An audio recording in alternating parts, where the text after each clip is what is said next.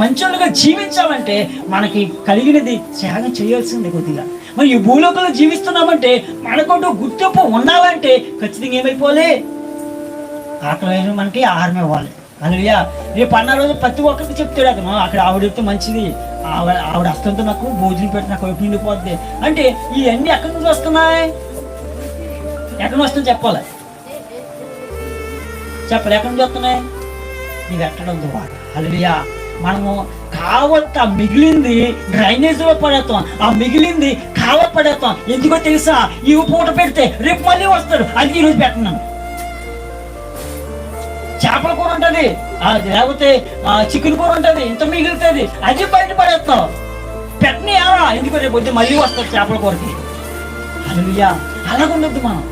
అట్టి పరిస్థితిలో అటువంటి బుద్ధి, అపవాది బుద్ధి, దయ్యం బుద్ధి, అది అటువంటి బుద్ధి మనలో ఉండడానికి ఏం లేదు.